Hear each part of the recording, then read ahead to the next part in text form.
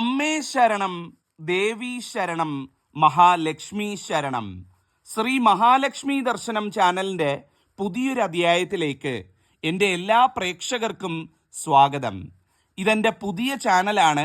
എല്ലാവരും ഒന്ന് ആദ്യം തന്നെ സബ്സ്ക്രൈബ് ചെയ്ത് വെച്ചോളൂ.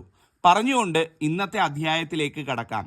ഇന്ന് പറയാൻ പോകുന്നത് മക്കളെ സ്നേഹിക്കുന്ന എല്ലാ അമ്മമാരും ജീവിതത്തിൽ ഒരിക്കലെങ്കിലും ചെയ്തിരിക്കേണ്ട, മക്കൾക്ക് വേണ്ടി ചെയ്തിരിക്കേണ്ട ഒരു പുഷ്പാഞ്ജലിയെ പറ്റിയാണ്.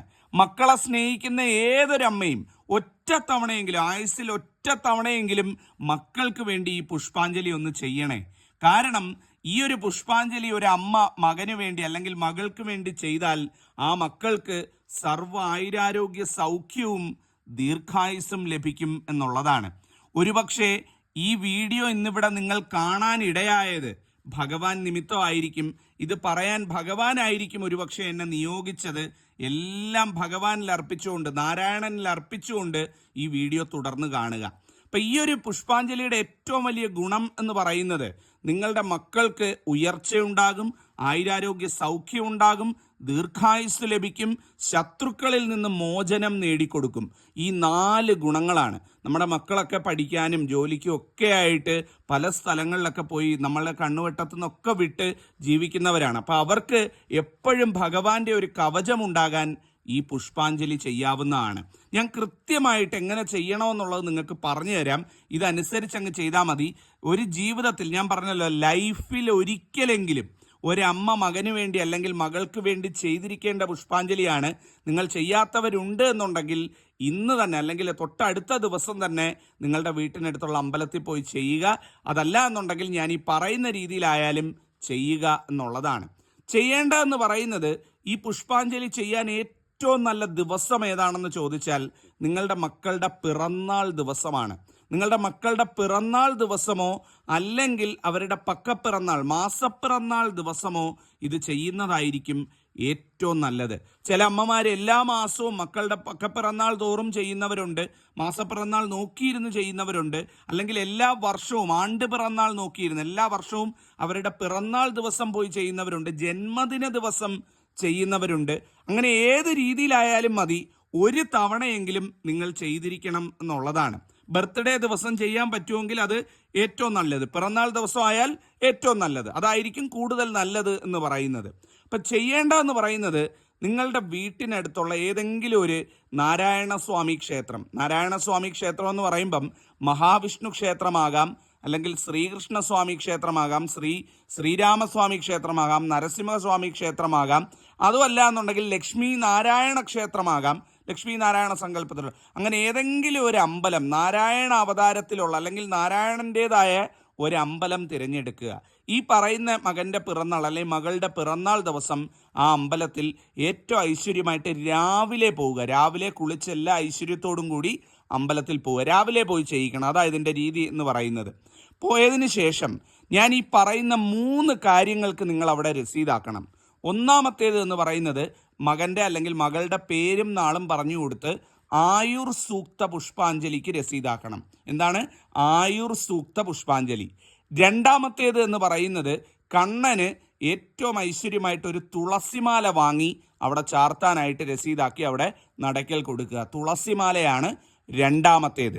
മൂന്നാമത്തേത് എന്ന് പറയുന്നത്, ഏറ്റവും മനോഹരമായിട്ട് ആ തുളസിമാല അവിടെ ചാർത്തപ്പെടുമ്പം കണ്ണൻ്റെ തിരുമുമ്പിൽ നെയ്വിളക്ക് തെളിയിക്കണം എന്നുള്ളതാണ് മൂന്നാമത്തേത്. ചില അമ്പലങ്ങളിൽ തിരുമേനിമാർ തന്നെ നമുക്ക് രസീതാക്കി തെളിയിച്ചു തരുന്നതാണ്. ചിലയിടങ്ങളിൽ നമ്മൾ തന്നെ നേരിട്ടാണ് നെയ്വിളക്ക് തെളിയിക്കുന്നത്. ഏതായാലും കുഴപ്പമില്ല, കണ്ണന് നെയ്വിളക്ക് തെളിയിക്കണം. അപ്പം എത്ര നെയ്വിളക്കാണ്? 5 നെയ്വിളക്ക്. എത്രയാണ്? 5 നെയ്വിളക്ക്. അപ്പം 3 കാര്യമാണ്. ആയുർ സൂക്ത പുഷ്പാഞ്ജലി രസീതാക്കി തിരുമേനിയുടെ കൈ കൊടുത്തു, അത് പുഷ്പാഞ്ജലി കഴിപ്പിക്കുന്നു. കണ്ണന് നെയ്വിളക്ക് 5 തെളിയിക്കുന്നു. അതോടൊപ്പം അതേസമയം തുളസിമാലയും ഭഗവാന് ചാർത്തപ്പെടുന്നു എന്നുള്ളതാണ്. ഇത് 3 കൂടെ ചേർത്ത് ഒന്നിച്ച് ഈ പിറന്നാൾ ദിവസം അഥവാ ബർത്ത്ഡേ ദിവസം അമ്മമാർ ചെയ്യിക്കുക എന്നുള്ളതാണ്. മക്കളുമായിട്ട് പോയി ചെയ്യിക്കണമെങ്കിൽ ഏറ്റവും നല്ലത്, എല്ലാവർക്കും മക്കൾ അടുത്തുണ്ടാവണമെന്നില്ല. ചിലപ്പം വിദേശത്തായിരിക്കും, അല്ലെ ദൂരെ ആയിരിക്കും, ജോലി സ്ഥലത്തായിരിക്കും, ജോലി തിരക്കുകളിലായിരിക്കും. അങ്ങനെ ഉണ്ട് എന്നുണ്ടെങ്കിൽ അമ്മമാർ ഒറ്റയ്ക്ക് പോയി ചെയ്യിച്ചാലും മതി എന്നുള്ളതാണ്. ഇതെല്ലാം ചെയ്യിച്ച് ഈ പുഷ്പാഞ്ജലിയുടെ പ്രസാദം, നിങ്ങൾ കഴിപ്പിച്ച വഴിപാടിൻ്റെ പ്രസാദം അവിടുത്തെ തിരുമേനി നിങ്ങൾക്ക് തരും. അത് വാങ്ങി തിരുമേനിക്കൊരു ദക്ഷിണയും കൊടുത്തതിന് ശേഷം ആ പ്രസാദവുമായിട്ട് നേരെ വീട്ടിൽ വരിക. മക്കൾ അവിടെ ഉണ്ട് എന്നുണ്ടെങ്കിൽ അപ്പം തന്നെ അവരെ വിളിച്ച് വീട്ടിലൊന്ന് വിളക്ക് തെളിയിച്ച് അവരെ ഇരു കൈയും തലയ്ക്ക് വെച്ചൊന്ന് അനുഗ്രഹിച്ച് ആ നിലവിളക്കിൻ്റെ മുന്നിൽ നിന്ന് അനുഗ്രഹിച്ച് ആ പ്രസാദം എടുത്ത് ഒന്ന് അണിയിച്ചു കൊടുക്കുക. ഇനി മക്കൾ അടുത്തില്ല എന്നുണ്ടെങ്കിൽ, ഇപ്പം ചിലർക്കൊക്കെ മക്കൾ ദൂരെ ആയിരിക്കും, വിദേശത്തായിരിക്കും എന്നുണ്ടെങ്കിൽ ആ പ്രസാദം കൊണ്ടുവന്ന് വീട്ടിൽ ശ്രീകൃഷ്ണ ചിത്രമോ ശ്രീകൃഷ്ണ വിഗ്രഹമോ ഉണ്ട് എന്നുണ്ടെങ്കിൽ അതിന് മുന്നിൽ കൊണ്ടുവന്ന് വെക്കുക. വെച്ചുകൊണ്ട് ഇരു കൈയും കൂപ്പി മക്കളുടെ പേരും നക്ഷത്രവും പറഞ്ഞ് സാക്ഷാൽ ശ്രീകൃഷ്ണ ഭഗവാനോട്, നാരായണനോട് പ്രാർത്ഥിക്കുക. ഇല്ലെങ്കിൽ വിളക്ക് തെളിയിച്ച വിളക്കിന് മുന്നിൽ വെച്ച് പ്രാർത്ഥിച്ചാലും മതി എന്നുള്ളതാണ്. ഏറ്റവും ഐശ്വര്യമായിരിക്കും. ഏതൊരമ്മയാണോ ഇത് ചെയ്യുന്നത്, ജീവിതത്തിൽ ഒരിക്കലെങ്കിലും ചെയ്താൽ മതി, മക്കൾക്ക് അതിൻ്റേതായ ഉയർച്ചയും ഗുണവും ഐശ്വര്യവും ദീർഘായുസ്സും സർവ്വ ഐരാരോഗ്യ സൗഖ്യവും ലഭിക്കുന്നതായിരിക്കും. അതോടൊപ്പം ഇത്രയും ചെയ്യുന്നതിനോടൊപ്പം മറ്റൊരു കാര്യം കൂടെ ഞാൻ നിങ്ങൾക്ക് പറഞ്ഞു തരാം. അതായത് മക്കളുടെ ഉയർച്ചയും ദീർഘായുസ്സും ആഗ്രഹിക്കുന്ന എല്ലാ അമ്മമാരും വീട്ടിൽ വിളക്ക് വെച്ച് വിളക്ക് തൊഴുന്ന സമയത്ത് ഒന്ന് മക്കളെ ഓർത്തിട്ട് ഈ നാമം ഒന്ന് ചൊല്ലി പ്രാർത്ഥിക്കണം കേട്ടോ.